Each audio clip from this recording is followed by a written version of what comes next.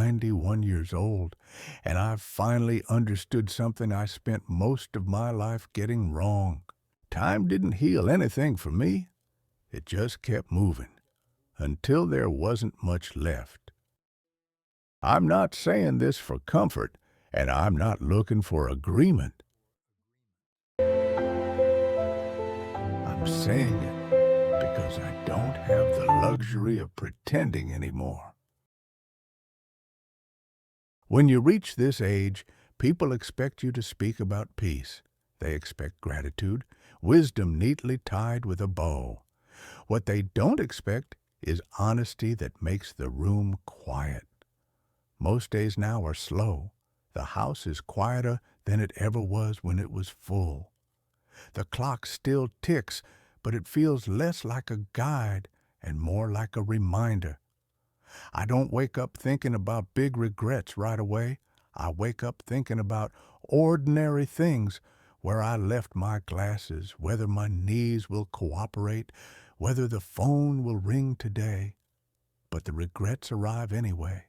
They always do. They come in the spaces between things, in the pauses.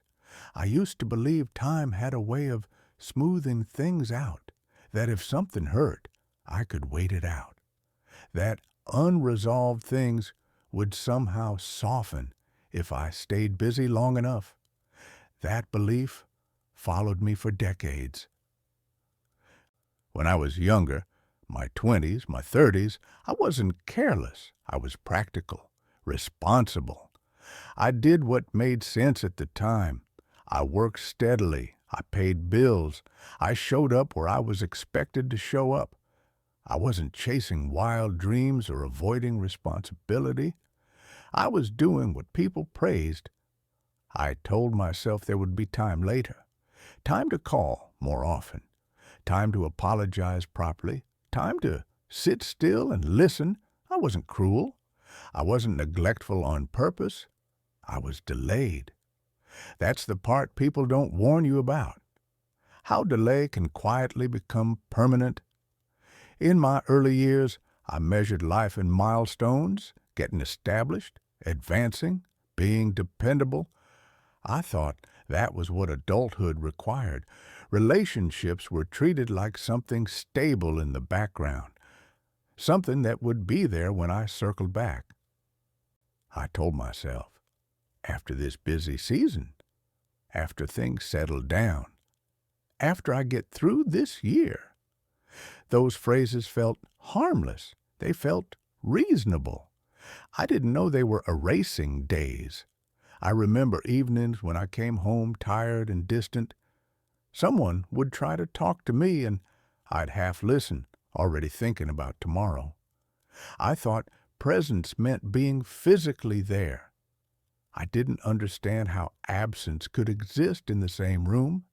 There were calls I didn't return right away, visits I postponed, conversations I shortened because I thought they'd come up again.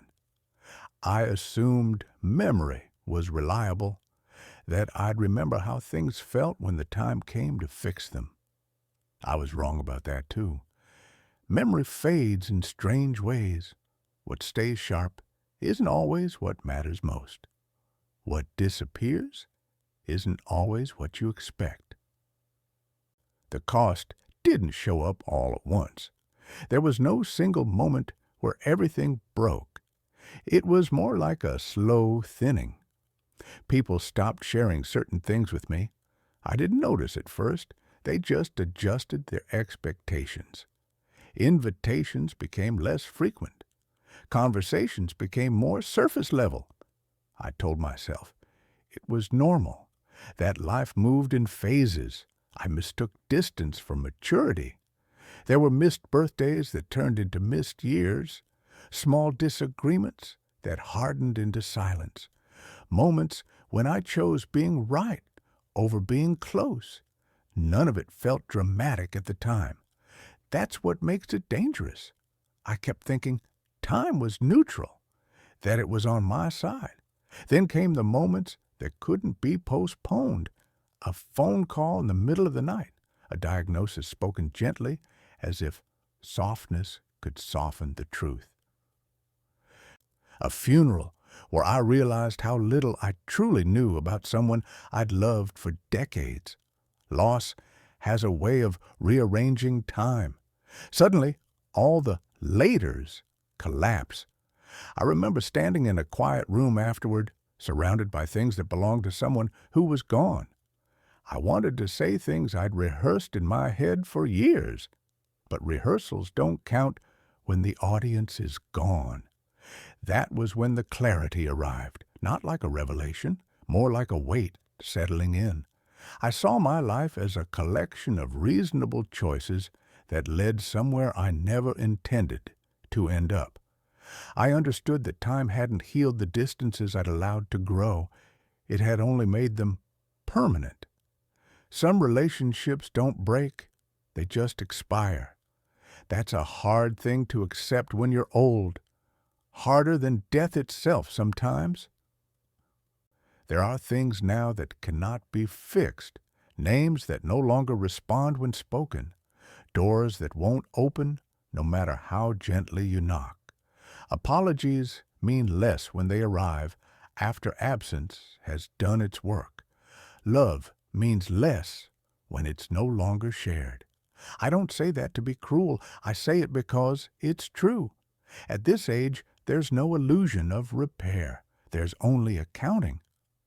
I count the conversations I avoided, the evenings I spent distracted, the people I assumed would always be there.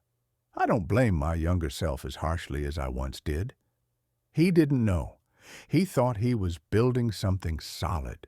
But I do wish he'd understood one thing. Time doesn't store things safely for later. It doesn't preserve relationships in a vault. It doesn't pause emotional debts. It collects interest. Now, my days are quiet in a different way. Not peaceful, just sparse. People assume loneliness is about being alone. It isn't. It's about being unshared. There are memories I carry that no one else remembers with me, stories that have no place to land, thoughts that echo instead of settling. Sometimes I imagine conversations I should have had, not dramatic ones, ordinary ones, asking how someone really was, listening without glancing at the clock, saying I'm sorry before it hardened into habit. Those moments don't replay loudly. They hum softly, endlessly. If you're listening to this and you're younger than I am, and you are, I won't tell you what to do. I don't believe in instructions anymore. I'll just tell you what I misunderstood. I believed time was generous. I believed effort could replace presence. I believed intentions mattered more than follow-through. They don't. People remember how you made them feel when you had the chance. Not how busy you were, not how tired you were, not how good your reasons sounded. I thought there would be a moment when life slowed down enough for me to catch up. That moment never arrived. Life didn't slow. I did. Now I measure time differently, not in years, but in remaining conversations, not in plans, but in mornings. There's a calm that comes with acceptance, but it's not comforting. It's simply quiet. I don't regret my whole life. There was love, there was laughter, there were moments that mattered, but I regret assuming those moments would repeat themselves. They don't. If this meant something to you, if it stirred something uncomfortable, sit with that. Discomfort is often a signal, not an enemy. I don't need agreement. I don't need sympathy. I just needed to say this while I still could, because time didn't heal anything for me. It simply passed. And now, at 91, I finally understand what that cost.